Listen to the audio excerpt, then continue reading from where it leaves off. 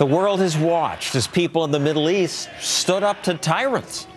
First, Tunisia had a revolution, then Egypt, then protests erupted in Bahrain, Iran, Libya, a dozen other countries. So, what should our government do about that? Not much, says Malou Innocent of the Cato Institute. Actually, quite a bit, says Stephen Hayes of the Weekly Standard. So, Stephen, I'll start with you. What should America do? Well, I think the United States can take a positive role in trying to shape the environment, or if not the outcomes, of what's going on in the Middle East. I mean, there's plenty of opportunity. Well, I think there are a number of ways we can do it. In Egypt, for instance, the regime has been overthrown. There are going to be any of a number of groups that are going to be involved in trying to put together a post-Mubarak government. It's perfectly appropriate, in my view, to have the United States government reach out to any of a number of opposition groups and look to help them as they try to understand the new constitutional order in Egypt, how the electoral systems are going to be working, how they would run their candidates. So innocent, to use your last name, to reach out. I think the easiest way for the United States to want to help people around the world is to advance a very principled position, which is one of non-intervention and free trade. It's not about foreign aid. It's not about going abroad to export liberal democratic institutions. Change, genuine change, is gradual and painful process. Respond to what Steve said. He's saying we should pick a potential winner and reach out. You got a problem with that? There is no such thing as a neutral intervention. Whenever you take a side, you're immediately putting yourself on the enemy side of whatever ally you're sponsoring. We've seen this with Mubarak, where you suppress the popular demands of their people. Those groups end up turning their wrath against the United States. At Cato, a lot of people would say we should just get out of Afghanistan and Iraq with the same thought in mind. And Stephen Hayes, what do you say?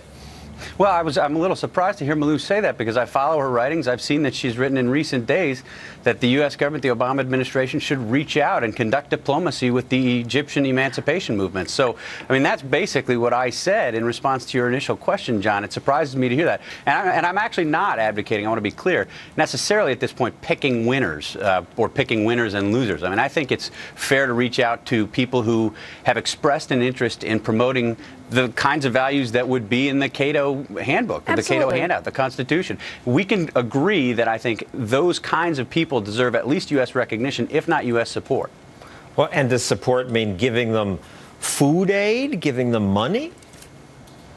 Yeah, in my view, I think support does mean giving them food aid, potentially giving them money, giving them assistance with the way that they choose to characterize their party and their representation as they move into an electoral process or some kind of actual democratic process, as opposed to the kind that we saw in Egypt beforehand. I think it's perfectly appropriate for the United States to play that role. And Iraq and Afghanistan, Cato says, get out. I don't think we can. I mean, first, with respect to Iraq, I think we've done a lot there over the past 8 years to try to create a kind of democracy or inchoate democracy that we've now seen 2 national elections that have gone reasonably well with minimal violence, and you have what appears to be not our kind of Jeffersonian democracy, or however you want to describe it, constitutional republic, but a democracy that's working and working reasonably well in that context. Okay, so get out. We've done 8 years. We're done. I think the United States has a role to play in Iraq to this day and going forward. I mean, there are major security threats in Iraq with respect to Iran and Iranian intentions, Iranian influence on the government there. I think we are right to say we want to have our influence there. We've lost many soldiers fighting in Iraq, and we have a role to play in the current Iraq and the Iraq going forward. We'll be approaching the 10-year anniversary of 9/11, and I think we need to begin to ask ourselves, are we deterring more jihadists than our interventions help to recruit? Because when you say we're not. You say we're creating more jihadists. Unfortunately, sadly, yes, we are. And in fact, when you talk to Muslims who have hostility towards the United States and you ask them why they hate America, they will tell you to your face that America is an oppressor of Muslims. We invade their territories, we coddle their dictators, we interfere in their political affairs. And in fact, in 2004, a Pentagon report observed, quote, Muslims do not hate our freedom, but rather they hate our policies, unquote. And so it's in our interest, profoundly in our interest, to want to reduce the amount of anti-American radicalism that fuels the terrorism that produces a lot of these wars that we end up fighting. So, Stephen Hayes, we're making more enemies than we're making friends. Yeah, I don't necessarily buy that, and I think if you look at where we are today rather than looking at where we were in 2001 or 2003, I think we have an opportunity here to reverse the kind of perceptions precisely that Malou is talking about. I mean, this is why I think with respect to Libya, some kind of U.S. intervention could help there. And I'm not at this point advocating any ground presence for the United States Army or Marines, but I think already we there are have things that we sent could ships do. there, and these ships Right. could bring in aid. But I would think if I were a young man in Libya and I saw those American ships, I would resent America, big, strong, imperialist America. You would resent them for what reason? If you were a Libyan Just for having the young ship. man? Say, what business is it of yours, America? This is our country. Well, I don't know if you're going to be sitting there reflecting on broader principles when your family's being bombed by the regime. I would think that there's an urgency to stopping the killing in the first place that might make you more sympathetic to the presence of these American ships. And by the way, we've heard this from Libyans on the ground, not just the people who are being bombed, but professors, professional classes, the people doing the fighting against the regime have said that they're interested in having at least a no-fly zone, even if they're skeptical or Malou innocent? I'm sympathetic to the view, but I don't take the position I do because I'm a starry-eyed idealist. There is a problem of unintended consequences, what may potentially happen. We don't know. We don't know if maybe in the future, if we do impose a no-fly zone, if that'll suck U.S. ground troops into this equation. Your feeling is that our trying to help over the past 10, 20 years has, for most of the time, made life worse. Yes, I mean, it's not because of noble. We've had noble intentions. We've had noble tried. intentions. We've tried. And advocates of those intentions have been the Weekly Standard, where Stephen Hayes works. My impression is I don't see all the gain. I see new people hating us in Afghanistan. Boy, I don't see that at all. I mean, if you look at the polling on Afghanistan, the majority of people in Afghanistan want the United States to stay. It's less true of Iraq, but I think certainly whatever the issues that Iraqis have with us, there's a basic gratitude for having been liberated out from under Saddam Hussein. But I think when we're talking about this in the context of Libya, we're having a debate that might have been more appropriate to the debate that was had in 2003 than the one that we're having now. What I see here is an opportunity for the United States to cast aside the perceptions, precisely the perceptions that Malou is talking about, where the United States has in the past supported dictators rather than small d Democrats on the ground. Here you have an opportunity where a hated dictator in Muammar Gaddafi, hated throughout the region, hated in his country, hated by the United States because he's been an exporter of terrorism and he's brutalized his own people. He has no one backing him, and if we were to intervene here in a very limited way, what we would be doing is putting ourselves squarely on the side of people who are saying we want freedom, we want the kind of political and economic freedom that you have in the United States. Boy, this is out of my area of specialty. I don't know. I believe whoever talks to me last. Thank you, Malou Innocent and Stephen Hayes. Coming up, Charlie Rangel says we should restore the draft. We'll fight about that when we come back.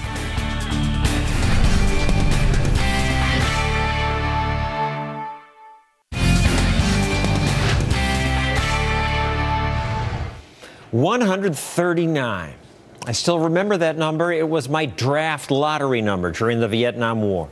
It meant that people born on 138 other birthdays would be drafted before they got to me. But they would get to me, and I didn't want to be drafted. At college, I was taught the Vietnam War was American imperialism. And then, right before they reached my lottery number, I got a letter from the government saying I was deferred because of, get this, my stuttering. I know many of you don't know that I'm a stutterer, but I am. I've had years of therapy for it, and the military rejected me because of it. Then the draft was ended in favor of the all-volunteer military. That's what we have today, and our next guest says it's a mistake. Bring back the draft because the voluntary system allows the rich and privileged to evade service. All America's children should share the risk of being placed in harm's way. So says Congressman Charles Rangel, who joins us now. Congressman, you propose a Universal National Service Act, which means all Americans between 18 and 42 must sign up for 2 years of national service. Correct? I like to put that, John, in a more positive way and say that it is a privilege more than an obligation to serve this great country that gives so many opportunities to all of us. You say President Bush would never have invaded Iraq if we had a draft.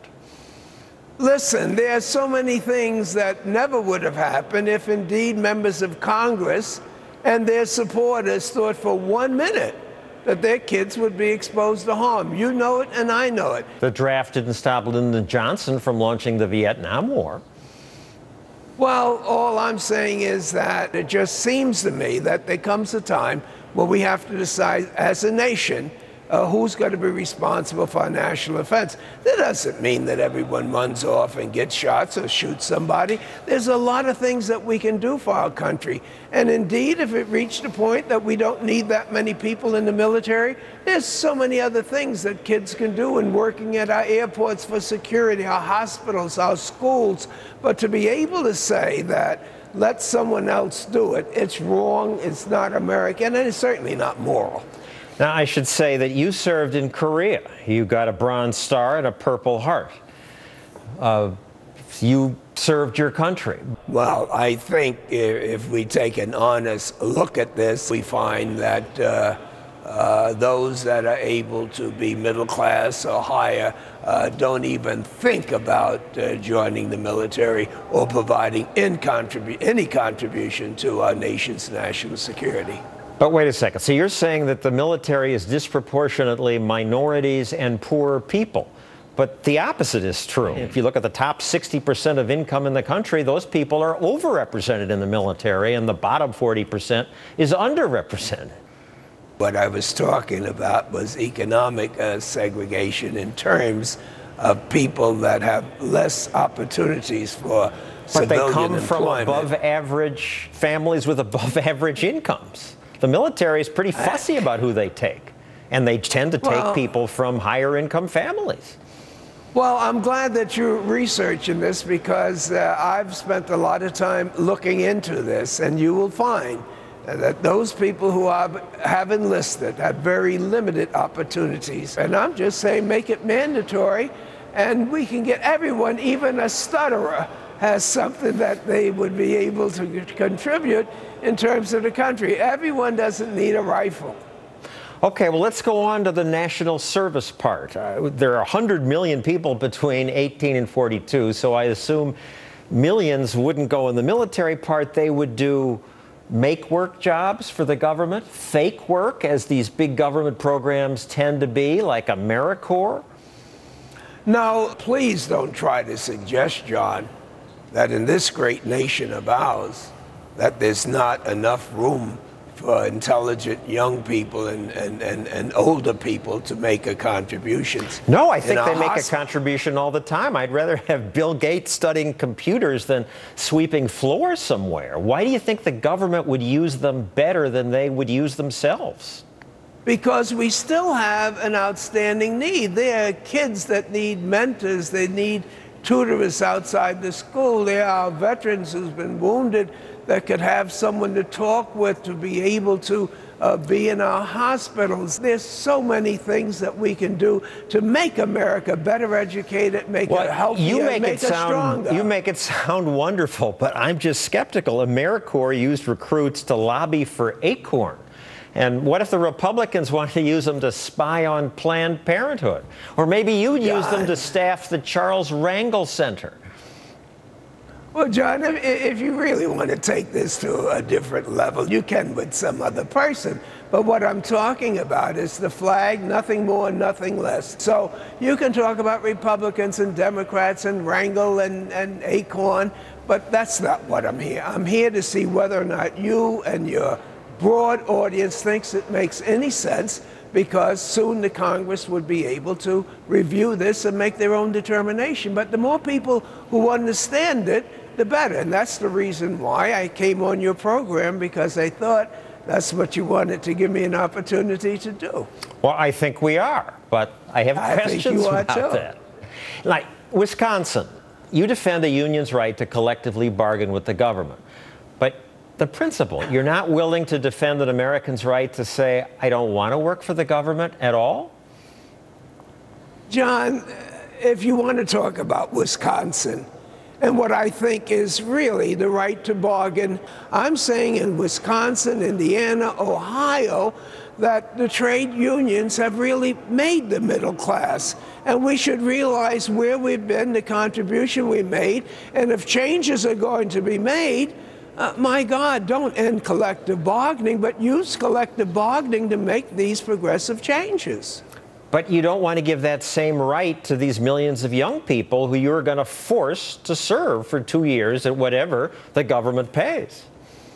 Well, if you don't understand the difference between national security, where people have to make sacrifices to protect our country, and to protect the right for people to be able to collectively bargain, then, John, we just have a different view. But God knows when it comes to fighting against terrorism and fighting in order to protect the living wage for yourself and your children, I do see a difference, and I hope maybe after you get a good night's rest, you'll be able to find a difference of opinion, too. Well, I'll think about it. We do have a different view. Thank you, Congressman Rangel. Well, thank you. That's what makes America great. Next, in Wisconsin, unions compare their protest to protests in the Middle East. That's disgusting. More on that. And did you hear about the singing revolution? I'll explain when we come back.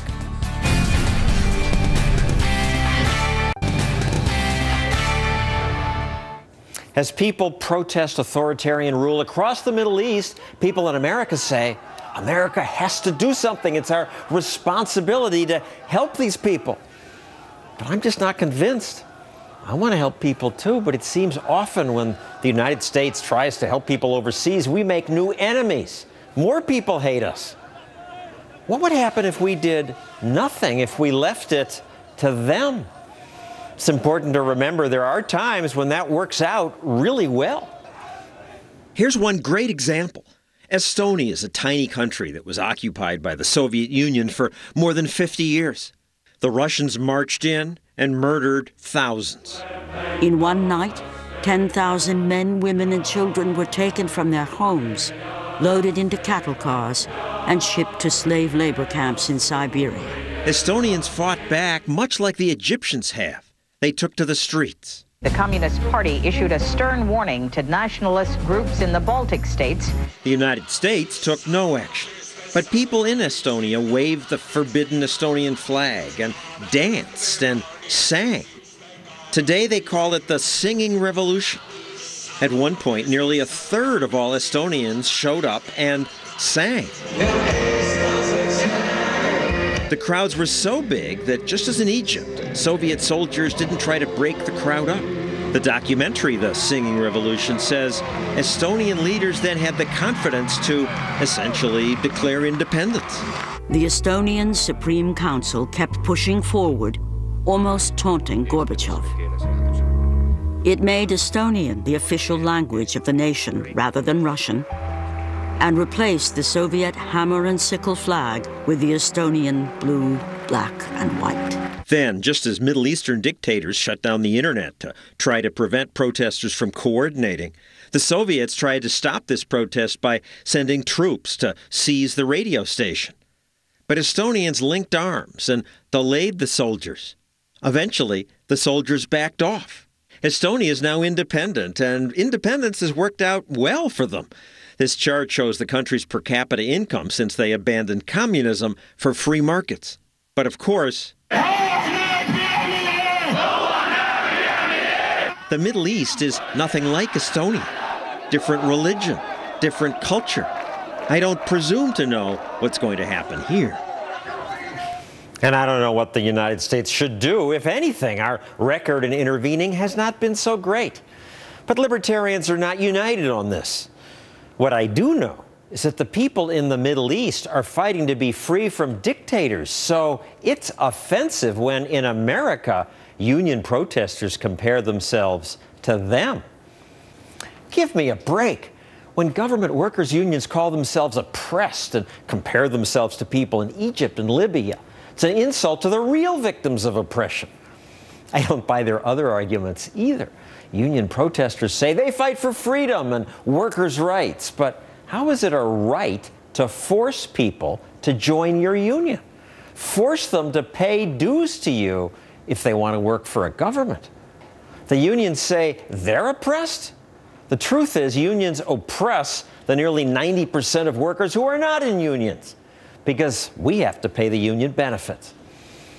I want to close by saying this to the unions. If you want to compare America and the Middle East, tell the truth. Life in America is amazing thanks to the free market. And that's our show tonight. See you next week.